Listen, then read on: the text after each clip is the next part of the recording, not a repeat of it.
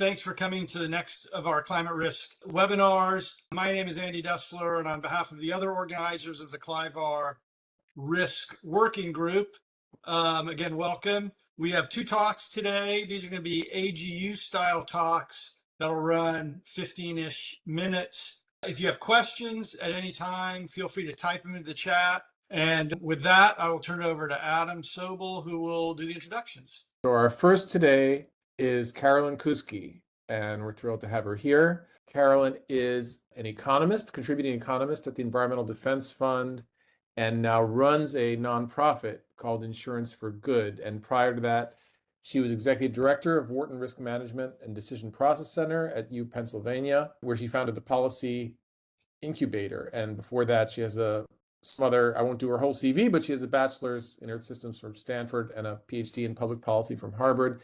And I will just say, Carolyn is one of the leading thinkers, sort of scholarly thinkers on insurance. And if you don't know anything about insurance, you want to understand how it works, I can personally recommend her book, Understanding Disaster Insurance, New Tools for a More Resilient Future, which was very helpful to me.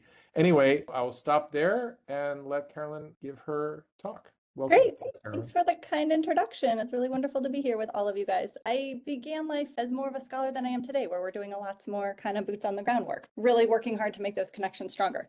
So since Insurance for Good's new, let me take one sentence to tell you.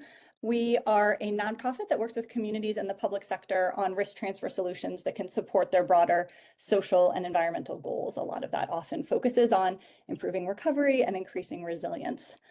I wanted to talk today a little bit about this idea of creating insurable communities, because we have a lot of efforts underway that we kind of loosely group under this term. And I thought it might be a nice opportunity to unpack what we mean by this. So what is an insurable community? That's what I want to delve into with you guys in the next 15-ish minutes. So we've been using this term because it really seems to resonate with a lot of the groups we work with, because it encompasses both the idea that there's been investment in loss reduction and resilience, and that therefore the insurance market is operating well. I'm going to start by talking about what uninsurable means, what are the limits of insurability, and then what it takes to get to an insurable community. So when I think about the limits of insurance, I think about technical limits and economic limits. Economists have long had this kind of list of the ideal criteria for insurability. What makes a risk able to be transferred? These are, the super basic things, like it has to be random, but also important for some of our stakeholders. You can't insure the inevitable. You can't insure slowly accumulating threats. Things like an ability to determine losses without, long and costly litigation that you didn't plan on. Two aspects of incentives that will be really familiar to economists on the call. Insurance markets can unravel if only the very worst risks insure, or if insurance makes policyholders feel like they can then engage in a bunch of risky behavior that the insurer didn't account for. But what I want to focus on here is that the nice mathematics of risk pooling only work when you combine risks that are independent from each other and not very fat-tailed. And that's when you get the gains from risk pooling. And when you violate those criteria, you can lose those gains. So for the mathematically inclined, right, I'm simply talking about violations of the central limit theorem and the law of large numbers. Of course, we can still privately insure some disaster risk because we can reestablish the necessary diversification through global risk pooling. So, homeowners, businesses purchase insurance from their insurance company. Those insurance companies purchase their own insurance called reinsurance on the global market. Reinsurers might go to the retro market. All of those entities might also be putting risk out into the financial markets through insurance-linked securities. And this chain is what enables us to insure things like disasters at a kind of local level.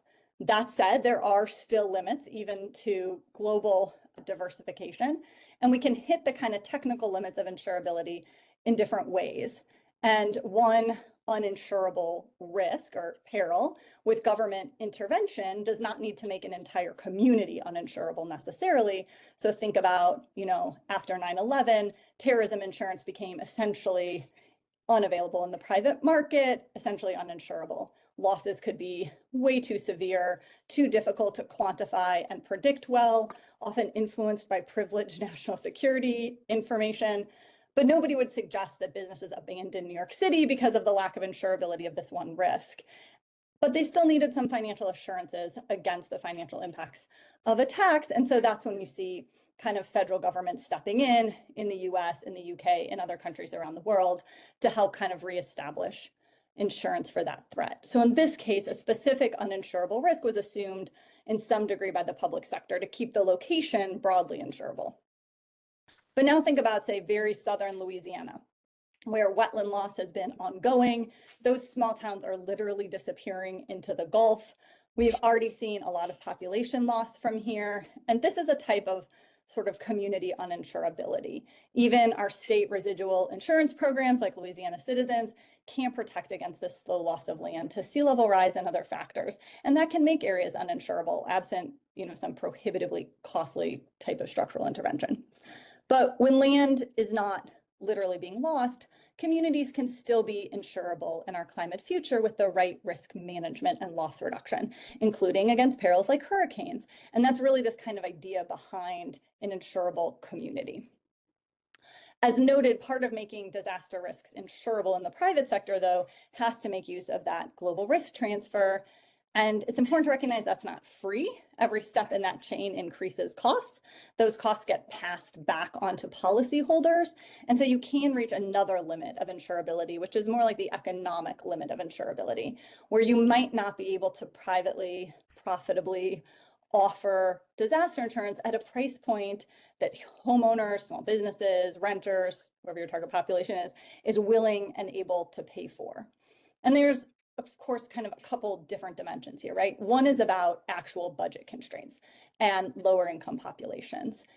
Here, there have been proposals from FEMA, the National Academy of Sciences, the CEO of the insurtech firm Lemonade. They kind of all coalesce around this idea that households without sufficient budget to cover insurance should have some type of publicly provided assistance with the cost of premiums.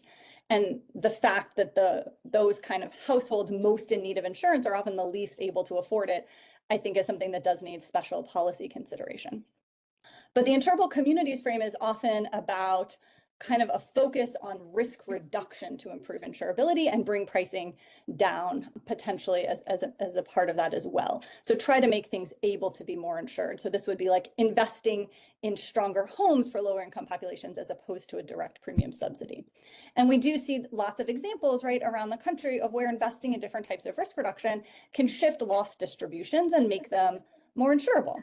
So some of these are really straightforward. Fortified roofs, I think, is a really good example. They've been proven in the lab. There's evaluation from actual storms, some great research from Lars Powell and colleagues in Alabama showing how they performed after hurricanes. So this kind of big body of evidence that shows how they actually lower average annual losses substantially. And that can be quantified and then used to drive premium discounts, which are now emerging either by regulation in many states or insurers voluntarily providing them.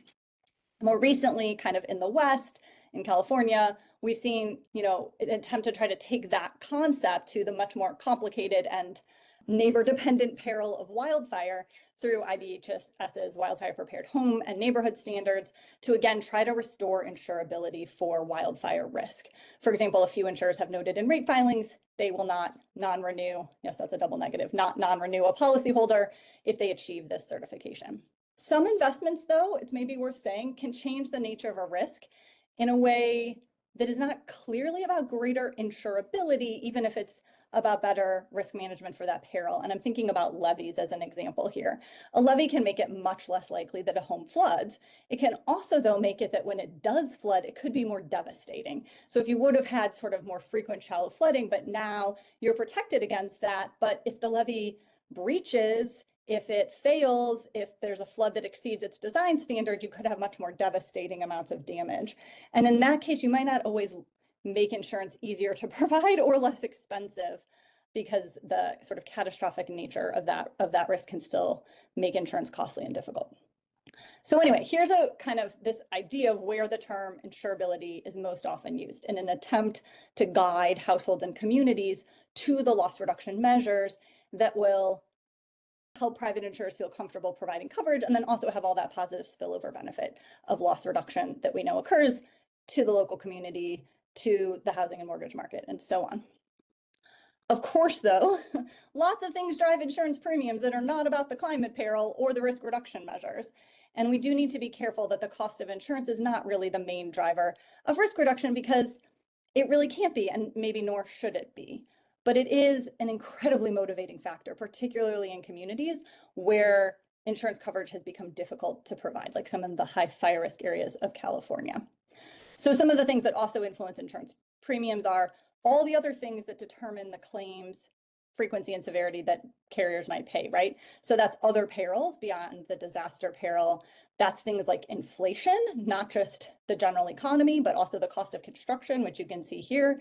It's really the cost to rebuild that is most important to property insurance, right? And we've seen in the last several years much higher rates of inflation and construction costs than just general inflation, and that translates into higher premiums like around the country. It's higher material costs from supply chain disruptions.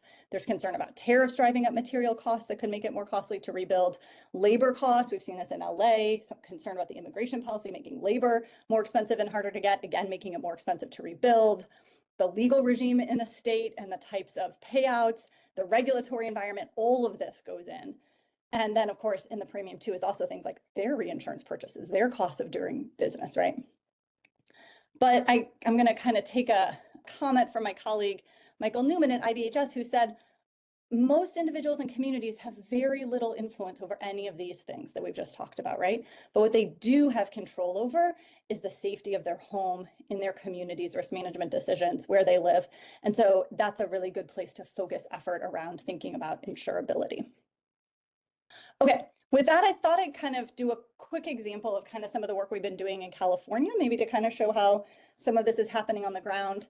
Actually, before I do that, I want to also flag that in thinking about this idea of an insurable community, it doesn't mean every risk should be insured, right? Lots of risks probably are more cost effective to self-insure, for example. So insurable community is really more like shorthand for having managed the risks well than necessarily wanting to purchase coverage for everything. Okay, there's been a lot of concern about crisis in the California residential property insurance market, and we've been kind of doing a deep dive on this. And what you see is this interesting tale of two markets. And the underlying drivers are really growing wildfire risk combined with the regulatory environment. So I thought this might be an interesting application of what it would take to restore insurability. And some of the charts you're about to see are from my wonderful colleague Song Yu at Insurance for Good. So first, fire risk, yes, impacts a lot of California, but also that risk is uneven across the state, right? And so here we've taken a measure of fire risk from the California Department of Insurance and kind of looked at quintiles of fire risk. And what you see is that the very high fire risk areas of the state are only like less than 5% of the residential structures in the state, but they're responsible for almost 70% of the insured losses, which is not surprising, right? It's in the high risk areas that we've seen those losses. And so we're going to use this breakdown of fire risk to now look at a few things about how the insurance market's operating. So going back, I think we really start to see some destabilization in the market after the 2017-18 fire seasons, but like certainly after 2020 is when you start to see this very serious decline in the number of policies in the admitted market of California. But it's not the whole state. It's those very high fire risk areas, as you can see here, that red line, and that's the number of policies that insurers are offering really starts declining in those high fire risk areas. But you can see the lower risk areas of the state continue to operate just fine. And what you see then, right, is as the carriers pull back, more and more people are forced into the state's residual market, the California Fair Plan. And what this is showing you is that overall in the state, the Fair Plan's been growing. That's the yellow bars you see on the left. This is only shows 2024, but the kind of best estimate maybe for now is maybe 6% of the market is in the California Fair Plan. So, over 90% of people are still able to find coverage in the admitted market. And yet look at what's happening in the high risk areas. And that's the red part. In the high risk areas, that share has increased dramatically over the last 5 years, right? And in some places, and on average, it's now over 40%. So there are some communities now where like the majority of people are on the state fair plan. So you really see these two markets, right? We're in the highest wildfire risk areas. We see this increase in non-renewals. We see an increase in forced place policies. We see that the fair plan has expanded. We see that market concentration has been increasing. That means fewer insurers are providing a larger share of coverage. And that means a less competitive market. A less competitive market is less good for consumers because more competition means more choices and often lower prices. Whereas in the lower fire risk areas, that is a complete typo. We don't see insurance withdrawal, we see more insurance access. We see that market concentration has been trending downward, so there's much healthier competition in these areas and less reliance on the fair plan. So admitted insurers have cut back their offerings of residential coverage by, say, over 40% in the high-risk areas. And part of this is to manage over-concentration of risk, but they're also expanding their presence in safer areas. While most admitted insurers have really retreated, some have expanded in high-risk areas.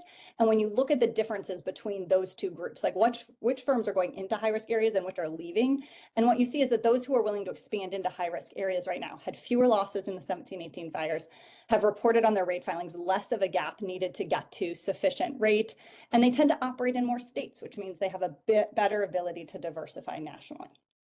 Okay, so insurability of these communities is this combination of growing fire risk, which needs to be handled through investments in loss reduction and resilience, and then also the regulatory environment so that insurers can get sufficient pricing for that risk. And so when you align the risk reduction with the policy and regulatory system, that's what can unlock more insurable communities. So we've been working in several different places around the state of California on these wildfire insurability pilots to link those investments in risk reduction with improved insurance market outcomes.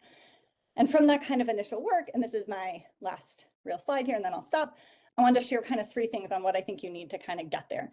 The first is a shared view of risk, sort of transparency and communication about risk assessments and risk mitigation measures. So in some of the communities we're working in, we found a lot of frustration that different players in the ecosystem have different views of risk, which can be really understandable, but there's a less awareness of what this means in communities. Like, why is the CAL FIRE hazard map not being used by insurers who care about ultimate risk and losses, right? They need to think about the buildings and what happens when fire hits the built environment. And so we're kind of working in a few places now to get the insurers and the modeling and the community in the same room on the same page about understanding the risk and what needs to be done. So then you've identified the risk reduction that needs to be done, and there are lots of frictions to getting that loss reduction work done, right?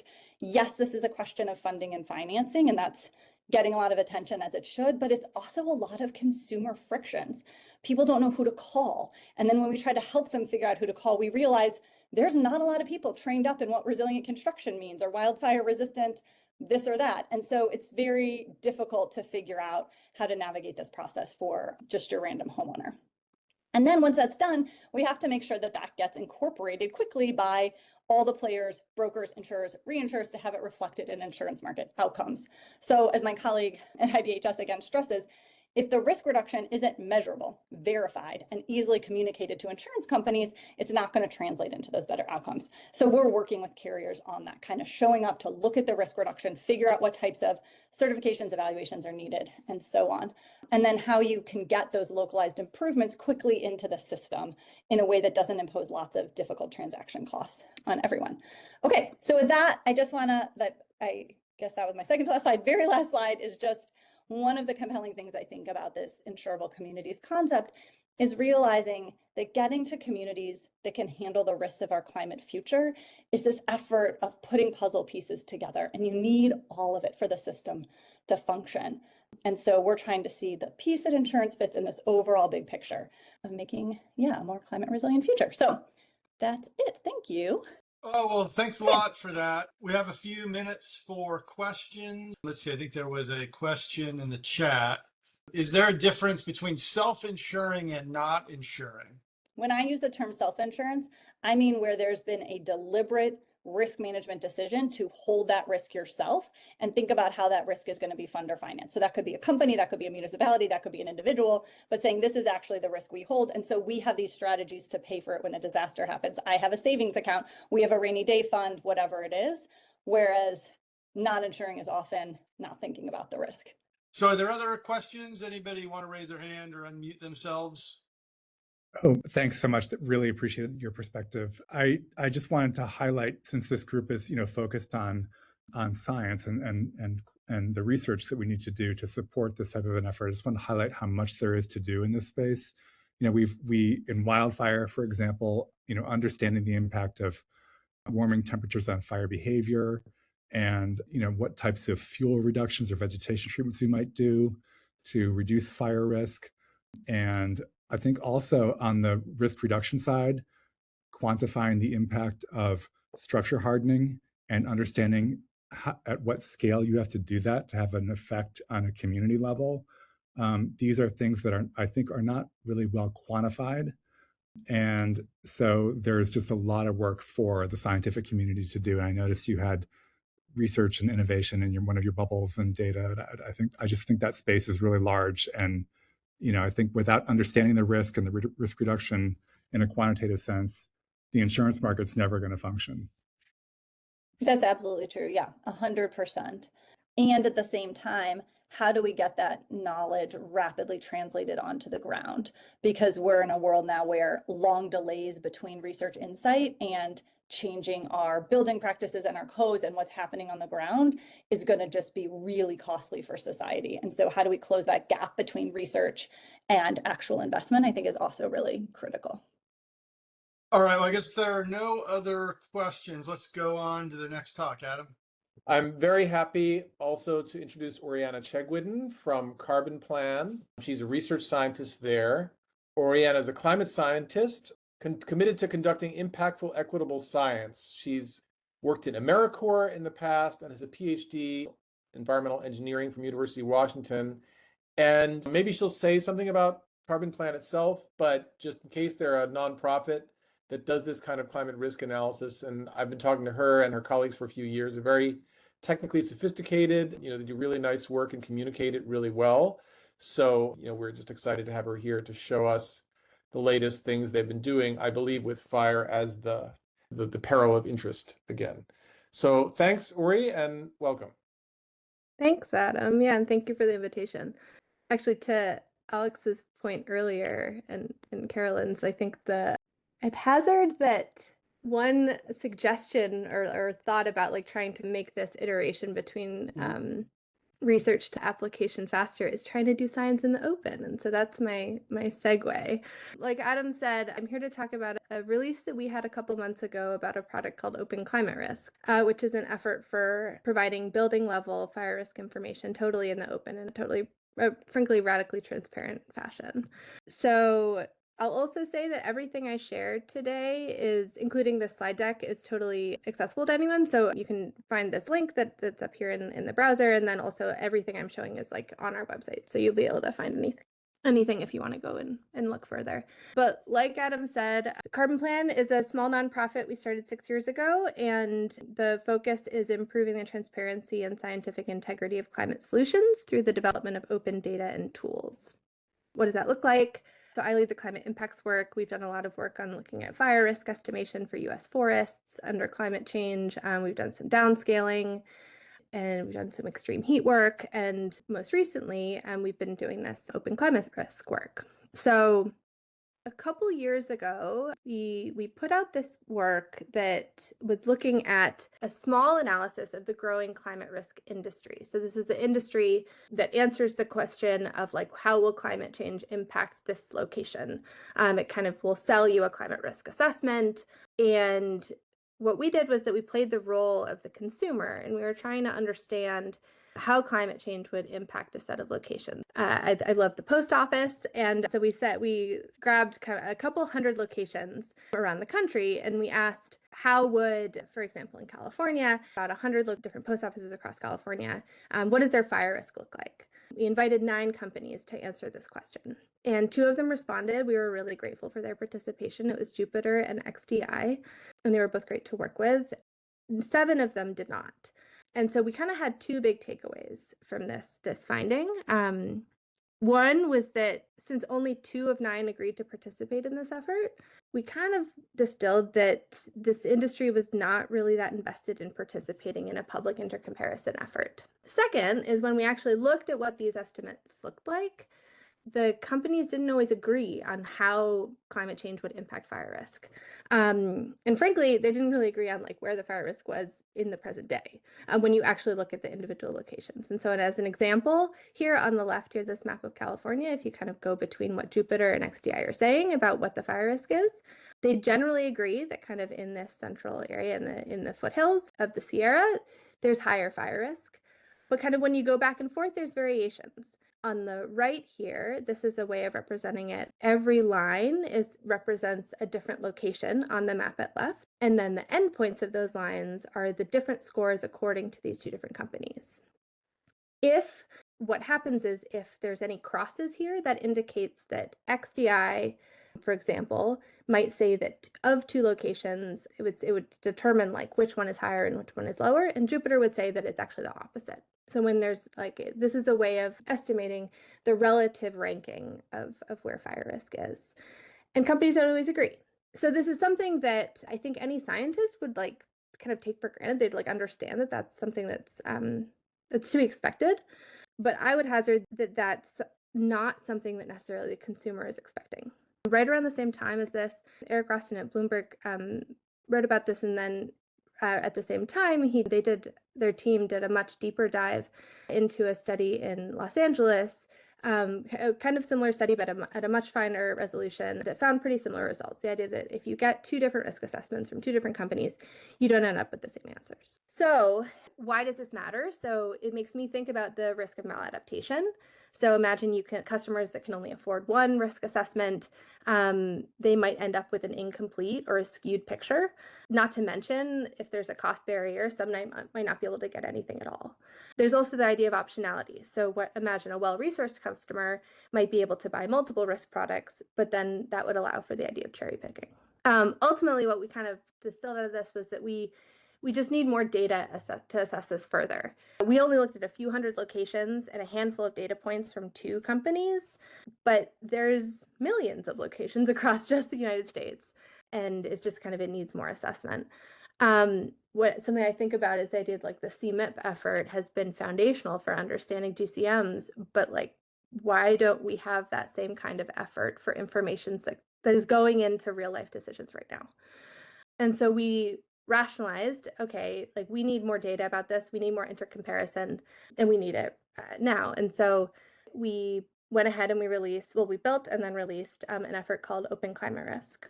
So this is a fully open tool, and I'm going to walk you through a bunch of the resources that we're releasing that reveals present day and future fire risk for about 160 million locations. I'm seeing this question. There's not actually any audio about it. This is just me moving around in the website.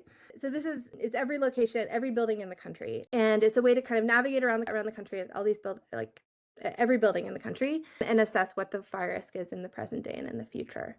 You can type in a location in this theme of post offices. I'm just going to type in this location in Washington, my home state.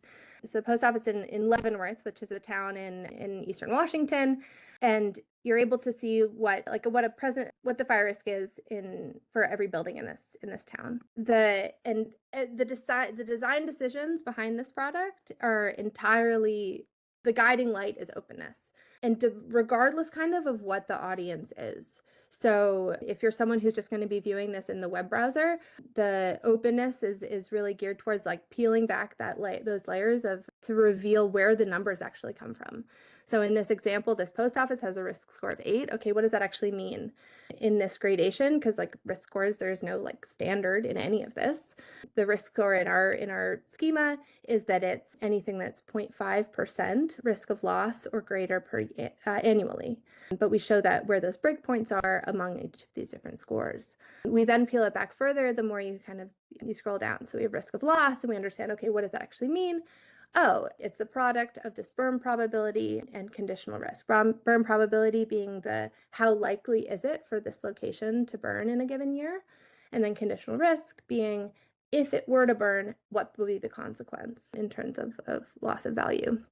I'll take a moment to say here that this entire this product schema and then the theory, but kind of the breakdown between these two components is greatly inspired by, or frankly, taken from the Wildfire Risk Communities effort, which is a great effort. It's a combination.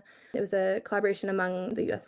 Forest Service, Pyrologics, and Headwaters Economics, and they put out this effort. It was a few years ago, and we've kind of built upon it by adjusting the burn probability approach, adding in the future climate effort, and then also indexing it to individual buildings. We allow for looking at longer time horizons. So if you were to if you want to think about, okay, how does this annual burn probability compound? What does it look like in the 30-year time frame? How does that risk compound? And then also how this individual location compares to others in different regions. So you can think about in the county, what about in the census tract? Like, how does it compare in the state? How does that building, like, what's the context? We offer all these downloads in terms of that would allow you to actually access that data. So this is for researchers. If they want to say, okay, I want this location, I want to understand how this relates to some other application, something about housing, something about public health, what have you. We're also very clear about the things that we don't account for. To Alex's point earlier, I would argue that there is a lot of work to do in the wildfire risk estimation space. And I mean, there's been an incredible, we essentially are relying on all of this work that the Forest Service has done. But also there's a lot more to do in terms of when we actually get into understanding the impacts into communities. We don't take into account anything about building to building spread, for example. We don't take into account changes in ignition patterns. We're very upfront about what we don't take into account. And I think these could be some breadcrumbs in terms of where future research efforts could go. I'll give an example now of the kinds of things you might be able to do with this data set. And so this is the explainer we put out in connection with the product. So this is looking at the count of buildings in every county across the country with a risk score greater than 8. So this is over 0.5% annually of risk. And what I find interesting, yet again, it's very Washington-centric, going into the future, I think historically, everyone knows that California is kind of the epicenter of where these risks are to structures. But going into the future, other places really start to pop out, and in particular, frankly, Washington, which I think hasn't been discussed as kind of a focus of potential losses, but it really starts to pump up there. And this is just a teaser of the kinds of things you might be able to look into. To go further, I'll say that just some background on kind of where these numbers came from.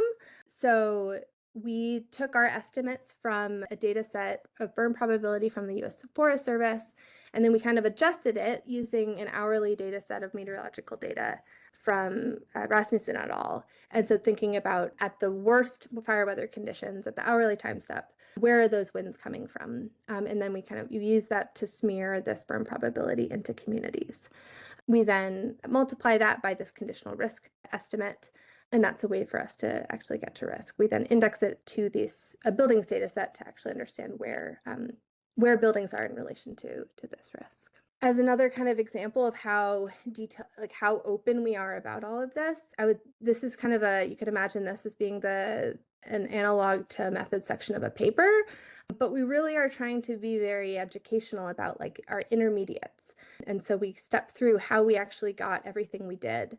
I think this is an example of kind of we start here with kind of a gap-filled discretized product of burn probability, and then we pass it through the smearing filter that ends up, this is the location in Colorado around the Marshall Fire a few years ago. And what we found was that in those locations, the wind preferentially blew from the west. And so we smear it towards the east. And that's kind of a way is one more example of explaining where these numbers actually come from. We built this for researchers. The idea is that people would be able to take these estimates and actually start to use them. And so we have a very thorough documentation set up telling you how to download it, where it came from, reproducibility, all of that. And of course, our GitHub is totally open in terms of you can see all the code, including all the mistakes that we fixed, including mistakes that maybe people are going to find, because this is totally open. And so people are going to find things and they'll be able to open issues and tell us where we need to do some more work. With that, I think in terms of next steps, what we're thinking about is we started with fire risk in the United States. We started with a pretty simple approach. We built just pretty incrementally upon existing work. And where we're going next is thinking about turning this into a multi-hazard platform. So the infrastructure behind it, both front end and back end, is very much geared towards expanding. You could imagine someone puts in a different fire risk estimate. Maybe it's a different burn probability estimate. Maybe it's they kind of alter a little bit the conditional risk estimate, and we see how much that might alter numbers. And so you could imagine a user says they click on a building and then they get actually 2 different estimates, and there's a drop down and you say, okay, do you want to do option model A or model B? And how much do those differ? Of course, in my the apple of my eye, I would say okay, imagine we could have some kind of CMIP effort in terms of you have a huge range of different models just for fire. The other approach is that we expand to other hazards. Of course, this is only wildfire we're looking at right now, but there's lots of hazards out there. And it was a very intentional choice that we made to call this open climate risk and not open fire risk. The other tack, though, is that we made this data set. It's huge and it's ready for use. And we're very much thinking about the applications of this kind of data.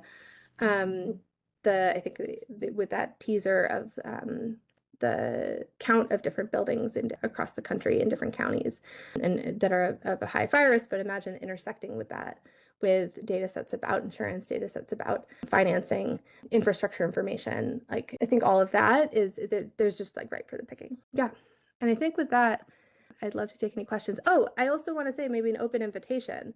If anyone has ideas, whether it's they have a data set that they'd love to be able to insert into this, whether it's wildfire or another hazard, or they have interest in an application of some kind, we'd love to hear from you. You could either open an issue on our GitHub, send us an email, my email's here. Yeah, or just let us know. And also, everything is very open, so you'd be able to use this without us knowing, but it's always fun knowing what people are doing with it. So please reach out. Thanks for that. I will ask the first question. It was sort of related, a question Paul Ulrich asked in the chat about the building. And so if you show a burn probability, do you have any information about what the building is made of, or what exactly are you measuring? We don't know a single thing about what the building is made of beyond it, and we only know its location. So all we're doing is, and I can show you, I can pull up zoom into that same location we were at before. I'll go here. All we do is, this is the underlying data set of wildfire risk. And we just intersect buildings with that 30-meter raster across the country. So that's the only thing we know. And this might respond to a couple of the other questions I saw in the chat. The conditional risk itself is really just a measure of it integrates the kind of vegetation that's on the ground, how bad that fire would be with the flame length. So it's the intensity of it. And so if there were a generic structure, they just conceptualize a generic structure at the location, what the loss would be, and it ranges from 0 to 100 in terms of the percentage loss. It's very crude and simple, but it's kind of the state of the art right now in terms of public products. We were constrained to what are public products out there. Other questions? Okay, I guess I'm just, this is going back to Carolyn, but I think what Ori's doing is relevant to it also. I know that for a while, insurers in California, and maybe it's even still true, were not allowed to use CAP models in pricing insurance. I seem to think that that's not true anymore. That's right. It's not true anymore. So okay, that's good. Anything anybody can say, maybe this Kelly or whoever. I can tell you the policy regulatory landscape, then Kelly can tell you about the models. The current insurance commissioner put out something called his sustainable insurance strategy, which allows the use of wildfire catastrophe models when carriers are pricing wildfire risk in their premiums. 3, I think, have been approved so far. Verisk was first. I think Moody's one of them, maybe Karen Clark. I think maybe those are the 3 Kelly might know. And that same regulation also allowed for the accounting of the net cost of reinsurance and rates, which also had not been allowed in the market, both of which were very problematic for insurers. In exchange, insurers are supposed to start writing more policies in the high-risk areas of the state where they've been pulling out. Over to Kelly to correct anything or add on. No, I think you have it covered. I guess, Adam, to your question, wildfire models are comparatively immature in the private market relative to other big hazards, and I think that's true in the public climate modeling side as well. The state of the art does incorporate essentially a near present view of risk, they're explicitly doing temperature trending, trying to account for trends in precipitation and so forth, and how that can condition fuels. But I will say major sources of uncertainty are still around, especially buildings as a fuel is one of the biggest challenges. Most wildfire modeling historically has lived in places like the Forest Service. And so using buildings as a fuel type and how that, what types of circumstances cause buildings to be incorporated into a conflagration, I think is one of the big open questions. And there's been a lot of progress on that actually from the climate science side, understanding the role of sort of high intensity wind as the thing that overruns defenses and therefore causes like catastrophic fire. Like there are a bunch of really interesting, juicy climate-related problems around how wind fields will develop and their spatial patterns and how they intersect with seasonality of temperature and precip that have a ton of really interesting stuff that needs to happen, as well as how that intersects with how fuels themselves will change over time, both through increases in fire, do you get ecological regime changes, as well as climate-related ecological regime changes. So they're right at sort of the woolly edges of what climate models are able to do. But that being said, private sector catastrophe models still have a ton of volatility in them, which reflects their low level of maturity. We still see huge changes from one model version to another, which reflects that science is really not nailed down yet. Or I mean, I guess if I could allow a follow-up to both those answers, I mean, and try to connect the talk. So, like, given the immaturity and the state of flux, like, is there a potential for efforts like carbon plans to have some impact? I mean, we think of these things as being separate, right? Like Oregon put out that fire map, everybody got pissed off, it got pulled back, but at the same time, it wasn't affecting insurance anyway, because it wasn't, it was a separate thing.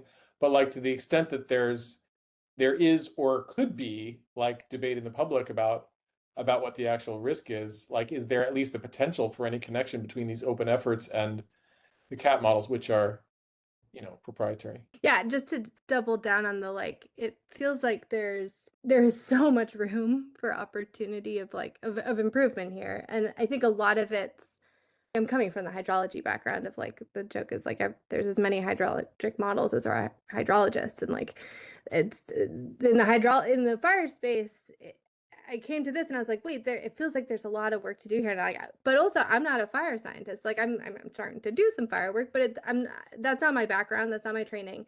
And yet I look at the landscape here, and it does feel like there's kind of from an academic perspective, there's kind of a, like Kelly said, the history of all of this modeling came from the Forest Service. The history was developing these models in forested landscapes for forests. And so taking it into communities is it's this really challenging interdisciplinary problem that looks for, it thinks about structural engineers. You have to think about urban planning.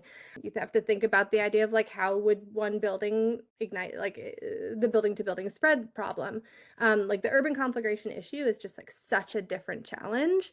And people are starting, I can think of two researchers who are building interesting models, but when coming from the hydrology background, I'm like, wait, there's only two, and they're just getting started.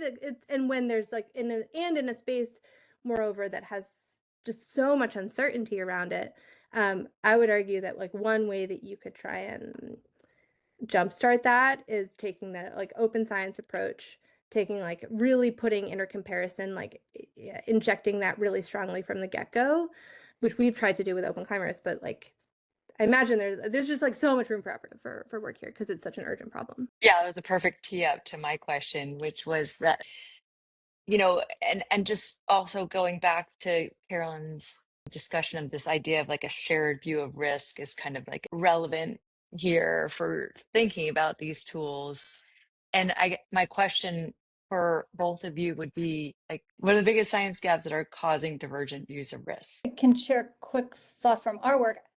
The driver of the divergent views of risk that we see most often, I don't think is a science gap, although obviously, as we've been hearing, there are lots, should be prioritized, but is more a lack of understanding by a lot of the kind of more local level stakeholders that there's different risk questions and different risk models for different purposes.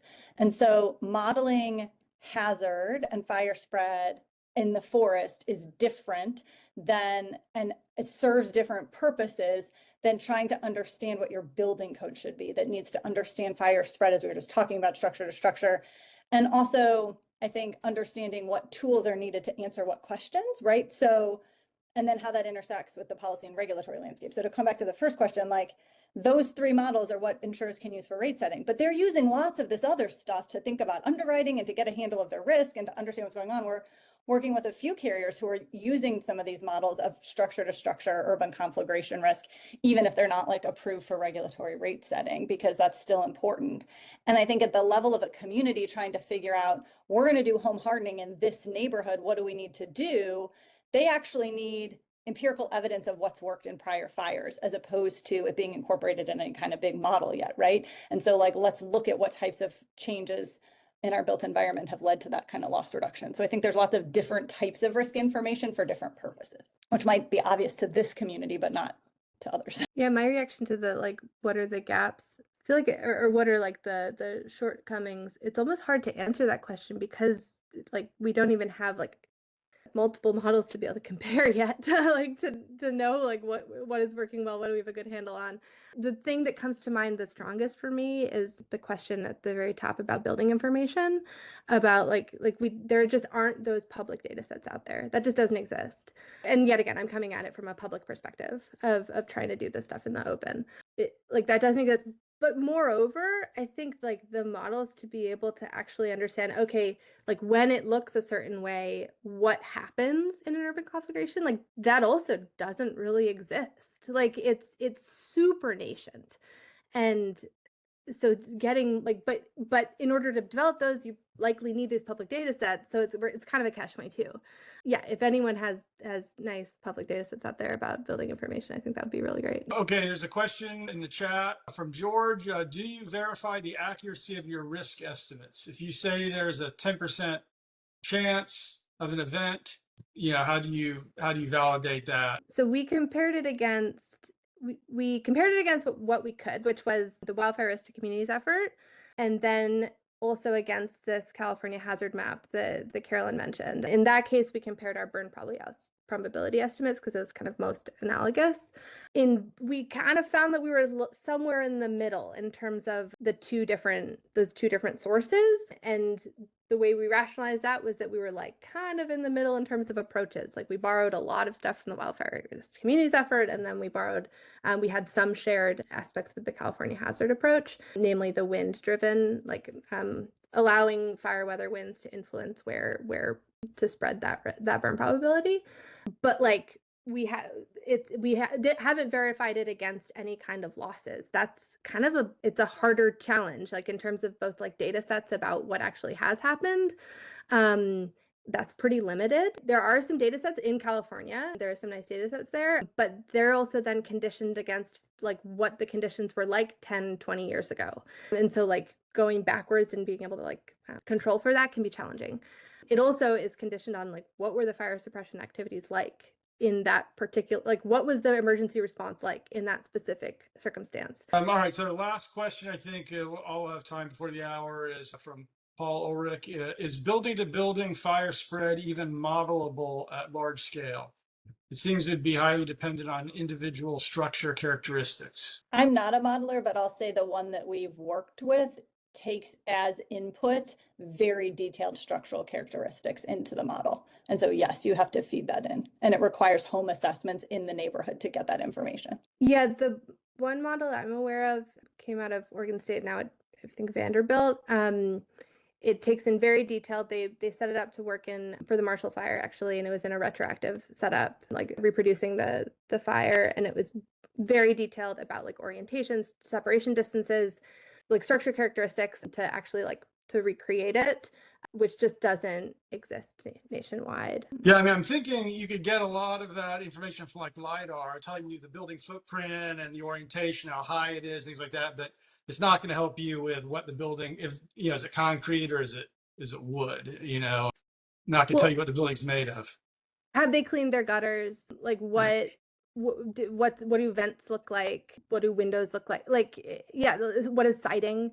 Like these things it's so challenging, and there's data sets. There are like some interesting data sets that, yeah, we've been like scoping around for things that you might be able to use as proxies, but like ultimately, even if you had that data, the model to actually say, okay, what is the influence of that? It's very limited.